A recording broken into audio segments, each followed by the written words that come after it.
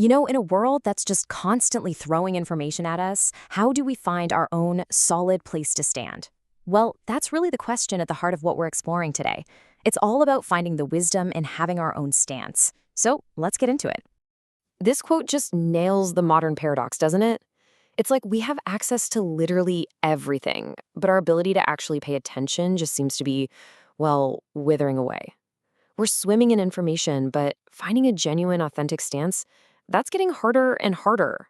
So yeah, this is the big question we're tackling, and the answer isn't about learning more stuff. It's about figuring out how to organize what we already know, and really who we already are.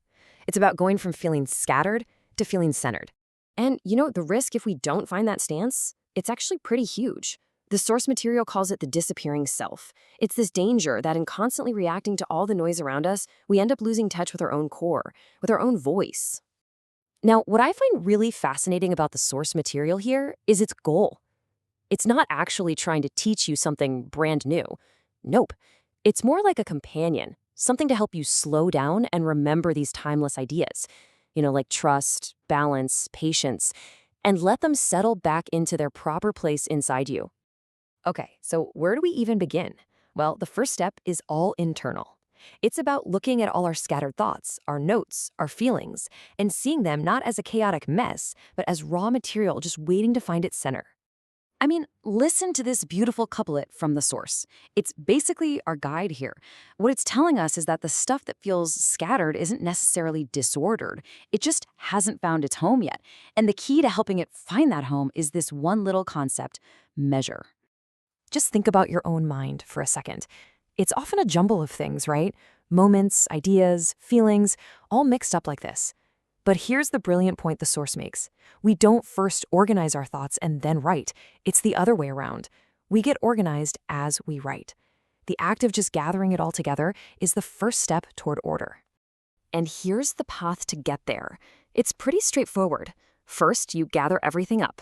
Then, and this part is so important, you strip away the excess. You shorten things, you cut what's not needed, and this isn't about losing something, it's about gaining clarity. Like the source says, when the excess is stripped away, the thought breathes. And finally, you apply that concept of measure. So this idea of measure, what is that really? The source describes it as a kind of inner morality, a sense of balance. Think of it like building a bridge between two extremes. On one side, you've got overwhelming, overflowing emotion. On the other, you have cold, hard logic that just withers ideas. Measure is that bridge right in the middle, a balanced, humane perspective. And look at this. This shows you exactly what happens when you do the work. The very same scattered elements from before, they're now coherent. They have a direction. By gathering, refining, and applying measure, we turn a bunch of random notes into a text that, as the source puts it, doesn't just know what it says, it knows where it stands.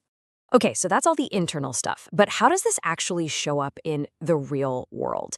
Once we've found our footing inside, how do we express that in a world that can feel, well, pretty cynical and dark sometimes?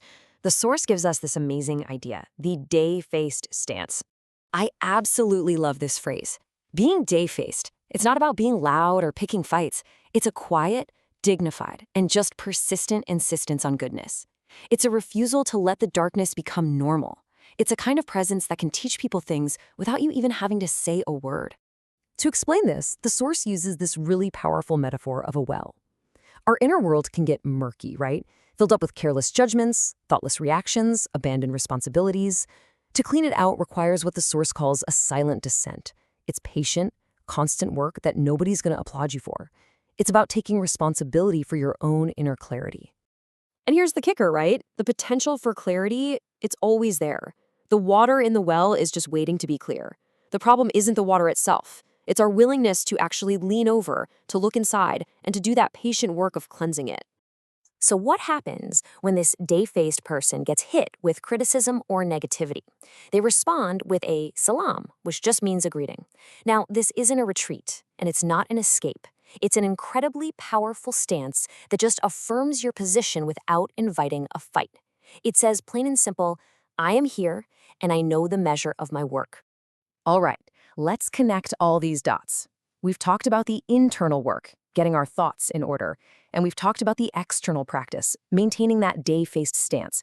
As you're about to see, these two things are deeply, deeply connected. This table just lays it out perfectly. It shows how that inner work directly translates to your outer stance. That inner process of gathering your thoughts, that becomes the outer act of assuming responsibility. When you apply measure and balance inside, you can respond to the world with a salam. And when you find your center, well, that's what allows you to have that radiant, day-faced presence. And when it comes right down to it, it all starts with one. The Source reminds us that goodness is contagious, but it has to begin somewhere. It begins with the quiet, day-faced courage of a single person. Just one person who is willing to cleanse their own well. One person willing to hold their stance with dignity. So, I want to leave you with this question to think about. When you look at all the scattered notes and thoughts and feelings inside you, which of them are just waiting for you to gather them up, to give them measure, and to finally transform them into a stance that can radiate out into the world?